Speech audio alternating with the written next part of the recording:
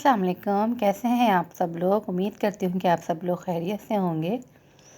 आज वीडियो जो मैं बना रही हूँ तो आप देख रहे होंगे और सोचे होंगे कि मैं क्या बना रही हूँ। तो मैं बनाने जा रही हूँ आलू गोश्त शोरबा। और बड़ा गोश्त है मेरे पास, तकरीबन आधा किलो, और आधा किलो ही आलू हैं। और ये आधा किलो से थोड़ा सा कम है प्याज, तकरीबन 1.5 पाव होगी। तो मैंने ऑयल गरम करके तो उसमें ये 1.5 पाव प्याज शामिल कर दिया है।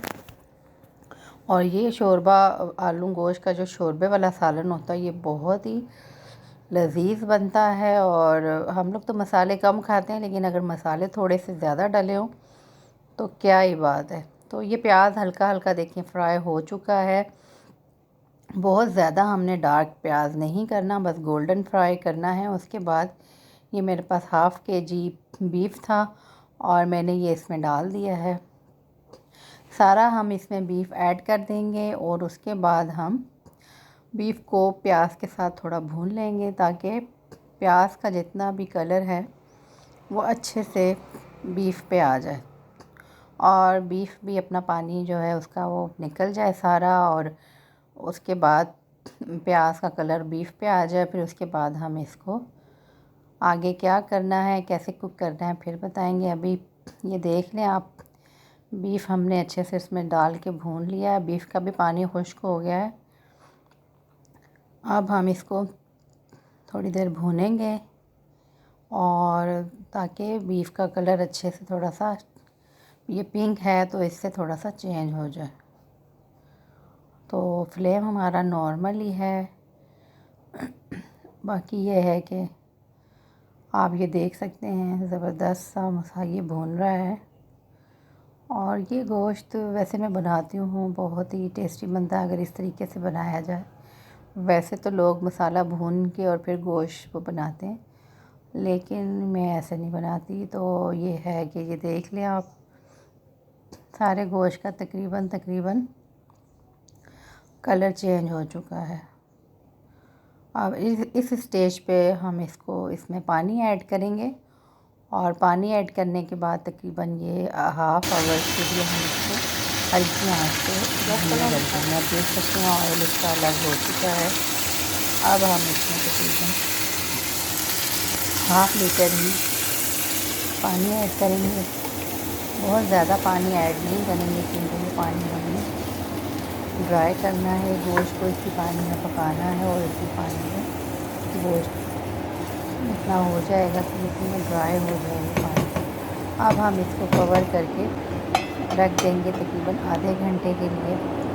और फ्लेम हम कर देंगे स्लो, बिल्कुल लो हीट पे ये पकेगा। जी जनाब, आधा घंटा गुज़र चुका है। तो आप इसकी शक्ल देख सकते हैं।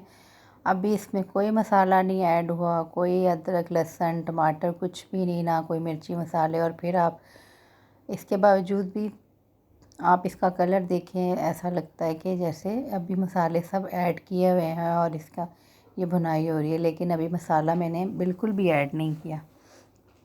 तो इसके बाद हमने इसमें डाल दिए हैं आधा किलो आलू। आलू अभी इसलिए डाले हैं कि गोश्त में भी थोड़ी सी कसर है, और जब तक गोश्त गलेगा तो साथ आलू भी गल जाएंगे, वरना आलू फिर कच्चे रह जाएंगे। तो अभी थोड़ा सा और गोश्त हमारा गलना बाकी है। हमने पानी इतना ही डाला था, जो कि गोश्त का पानी जो है ना ये ड्राई हो चुका है। अब हम इसमें आलू डाल के थोड़ा भूनेंगे, ताकि आलू के भी थोड़ा कच्चापन और ख़त्म हो जाए और इसका कलर थोड़ा अच्छा सा आलूओं पे भी आ जाए। इसके बाद हम इसमें ऐड करेंगे ये अदरक लहसुन का पेस्ट। ये चाहें तो आप प्याज के साथ फ्राई करते वक्त भी ऐड कर सकते हैं, लेकिन मैं इस वक्त डालती हूँ इसलिए कि इस तरह अच्छी सी लहसुन की खुशबू सालन से आती है, और जो मुझे बहुत पसंद है, तो इसलिए मैंने इसमें लहसुन अभी ऐड किया है। आप अपनी रूटीन के लिहाज से कि आपके घर में लहसुन सालन में किस तरह खाते हैं, कुछ लोग बहुत फ्राई कर लेते हैं, लेकिन मैं फ्राई नहीं करती। इसके बाद ये तकरीबन 1.5 ही पाव मेरे पास टमाटर होंगे, यानी कि 2 बड़े साइज़ के टमाटर थे। मैंने इनको अच्छे से पीस लिया था, वो मैं इसमें डाल रही हूँ। तो टमाटरों को हम भून लेंगे और टमाटर का पानी खुश्क कर लेंगे अच्छे से।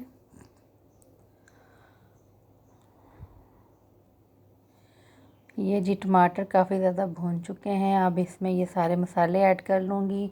मसाला मैंने कोई भी ऐसा ऐड नहीं किया जो आम घर में ना हो। नमक, लाल मिर्च और हल्दी और ज़ीरा, धनिया और ब्लैक पेपर थोड़ी सी, बस यही मैंने इसमें मसाले ऐड किए हैं। बहुत ज़्यादा मसाले मैंने ऐड नहीं किए क्योंकि आपको पता है हम लोग मसाले नहीं खाते, लेकिन अगर इसमें मसाले ज़्यादा हो जाएं तो मज़े का बनता है। लेकिन मसाला कम ज़्यादा करने से इसके जो शक्ल है ना वो चेंज नहीं होती। तो अब इसमें मैंने थोड़ा सा पानी ऐड किया, तकरीबन 1-1.5 गिलास, और उसके बाद हम इसको थोड़ा पका लेंगे।